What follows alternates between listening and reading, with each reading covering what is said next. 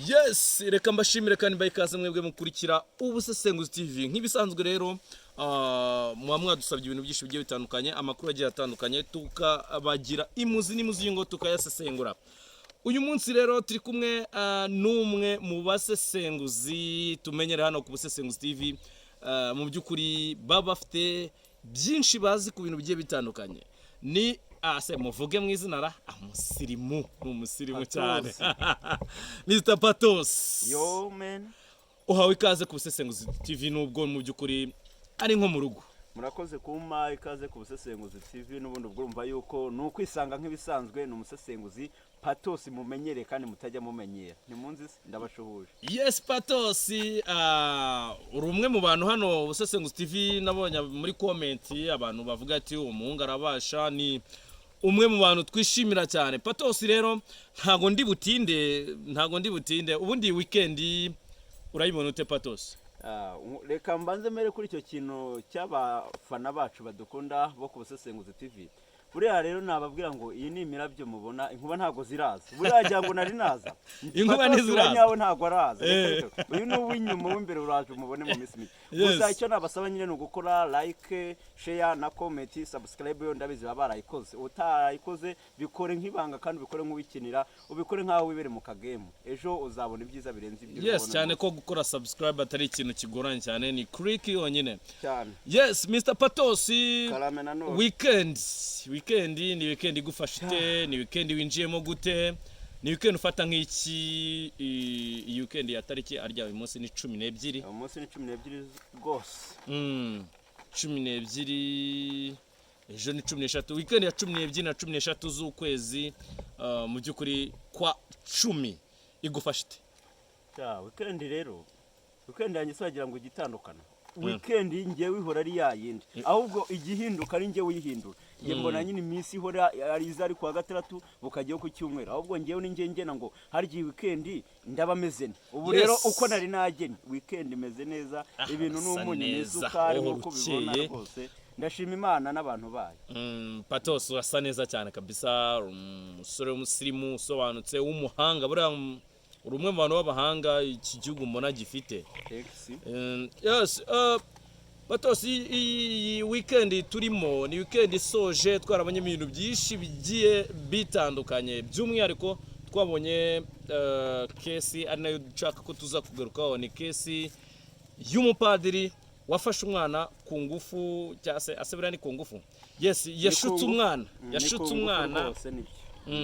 umwana amubwira ko amusanga mu biro, ariko akaba mu by'ukuri hari abantu baba bareba. Patos, iriya nkuru ni inkuru wakiriye ute? Ni inkuru ufata nk'iki kuri wowe?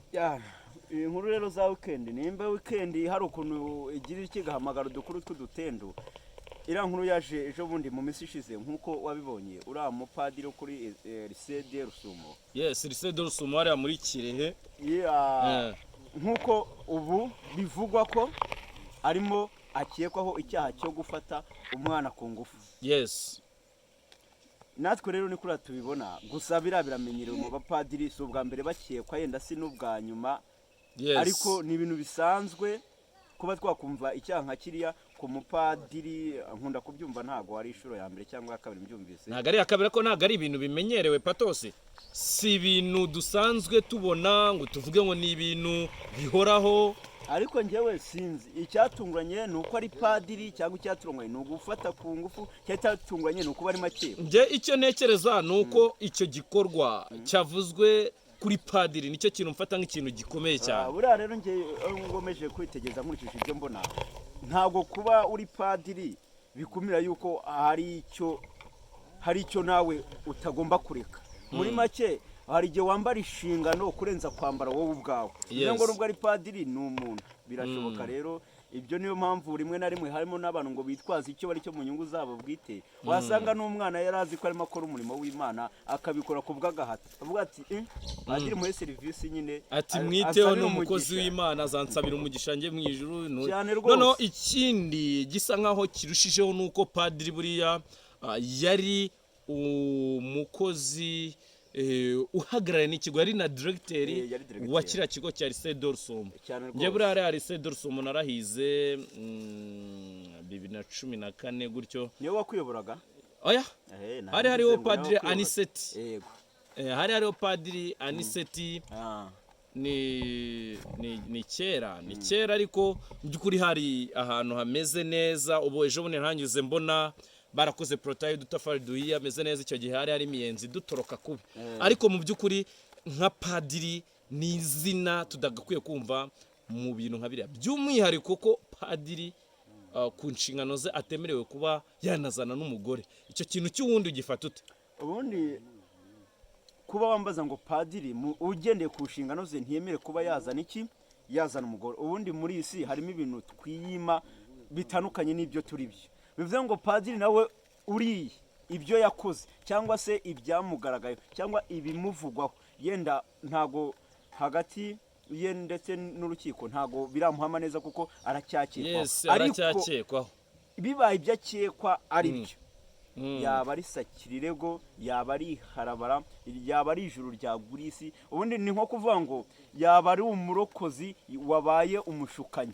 Ni umurokozi ariko w'umushukanyi, ni umushumba wonesha. Bivuze ngo ni umurokozi wambaye umwenda wo kurokora ariko mw'imbere ubwo ni intama yambaye uburura. Niko navuga.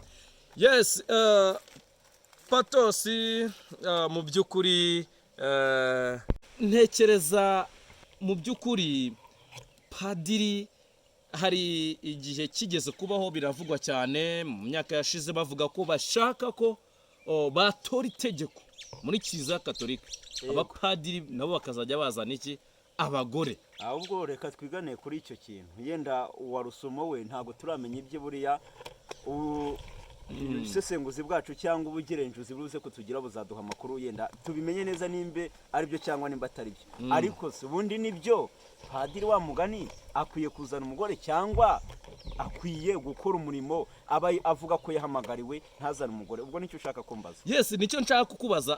Patos, ubundi Padiri kuzana umugore ubifata nk'iki? Ngewe Padiri kuzana umugore mbifata nkaho ari ubushake. Ubundi uretse na Padiri, umuntu wese ushaka kuzana umugore aramuzana, nta tegeko riguhana ngo nuko utazanye umugore. Bivuye ngo ku giti cyanjye ubundi mba numva umupadiri ushaka kuzana umugore bamureka agakora umwuga w'ubupadiri akazana n'umugore, cyangwa se nanone ushaka kwiyagura Imana gusa akitanga ntazana umugore nawe bakamureka akagumana imyumvire ye birenze uko yajya ajya kubikora byogore nyine akabikora rwihishwa. Ushatse kuvuga ngo nge ndi Padiri ndumva nazana umugore wumva nta kibazo cyaba kibirimo?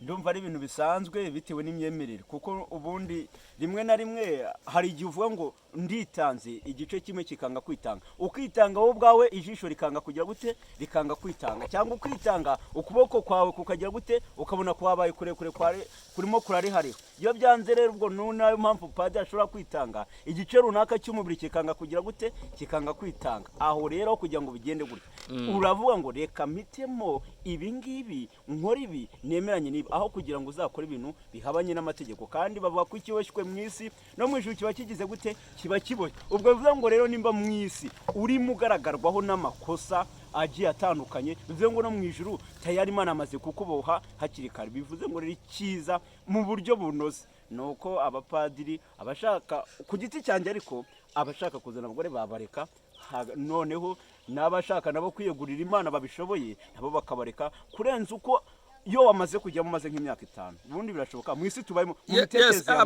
Mr. Patosi, ngewe ndagira ngo mu by'ukuri umbwire ni irihe tegeko cyangwa se muri Bibiliya nzi ko buriya uri umwe mu bantu nzi basomye ibitabo byinshi, kandi nzi ko ibitabo wasomye Bibiliya itaburamo. Harimo ahantu handitse ngo kuzana umugore ni byiza, Pawulo niwe wabivuze, ariko kutamuzana bikaba byiza kurushaho. Ni ijambo ryanditse muri Bibiliya. Ibyo rero biravuze ngo ubundi imitekerereze ya muntu uzi ukuntu umuntu abayeho, umuntu abayeho mu guhora agira imigambi. Noneho biragoye kubona umuntu agira umugambi yagize akazaba ari nawe agira gute apfana atawuhinduye inshuro nyinshi. Ugira umugambi nyuma y'imyaka 5 n'imbete biterwa n'aho igeze, biterwa n'amafaranga ugize, biterwa n'ubwenge umaze kugeraho, biterwa n'inshuti mumaze kugira, bigatuma umugambi wagize ushobora kujya gute kuwuhindura. Bivuze ko na padiri ashobora kugira imyaka 18 agatangira akajya kwiga iby'ubupadiri, akagira imyaka 20 akacyumvura cyakene wamuhamagara, akagira imyaka 28 bakamwambika, yazajya kuri 35 akumva cya gitekerezo afashe mbere yagihindura. Kandi hari itegeko, hari aho yamaze kujya bitari bumwore kugira gute kuba yagaruka. Asubundi ubifata ute kumva ko umupadiri aramutse agejeje igihe kumva ni ngombwa kabivamo, aramutse abyemerewe nk'ubu ngubu tuzi ko atabyemerewe barabyemerewe? Uravuga ati umwenda bawushyira hariya, none wowe izina ryawe padiri ntabwo rikuvaho, birazwi padiri urarijyana wakagiye hose, ariko biba ati ngewe kuyobora ndumva ndimo ngenda nanirwa, urabivuga rwose ku buryo wabireka ukazana umugore, wabireka rwose n'ikimasera umuntu akivamo. Yes, uyu mupadiri bivugwa ko biracyari kurikiranwa n'urwego rw'igihugu rushinzwe ubugenzacyaha RIB, ruracyakurikirana. Se ubundi ibi bintu bimeze bite? Tuzi neza umunsi kundi bazajya baduha update y'amakuru ahari, ariko igihe bitaremezwa biracyashakwaho amakuru ahagije. Hari amakuru avuga ko yes barahari benshi, hari amakuru avuga ko yes, hari amakuru avuga ko mu by'ukuri uriya mupadiri afite abana. Baravuga ko afite abana, ariko muri abo bana ni abana bivugwa ko afasha. Abandi bakavuga ati nubwo abafasha harimo abana be bwite yaba yarabyaye, ariko bikabibanga akabikora mu ibanga. Ibyo ntago byatungurana kuko buriya reka nguhe story. Birashoboka ko agaca kira gisimba bitagaca urakiza, birashoboka ko kugira ngo kazoroherwe kuba kafatimishwe, ngo gashobora kuba gafite ubushobozi ko kuba kaza kagatorana n'imishwi y'inkoko icyumweru kimwe kigize na k'inkoko, kakamara umunsi wa mbere, umunsi wa kabiri, umunsi wa gatatu kabana na za nkoko, umunsi wa kane, umunsi wa gatanu kamara kwegerana na za nkoko kagakora icyo kagambiriye. Ntabwo byaba ari igitangazo rero kuba yaba yari afite izo nshingano, hanyuma nawe akigira umumarayika, akigira umurezi. Kumbi nakeka zubwo yaba ari umurezira cyangwa yaba ari umurozi. Ubundi umurezi ni umuntu ugomba kurera, none ndumva ahubwo arimo yica. Bivuze ko ashobora kuba ari gutorana nabo, agakorana nabo, abihishemo ari mu rwego rwo kugira ngo abone ukuntu abafatisha neza. Birashoboka rwose, bijya bibaho.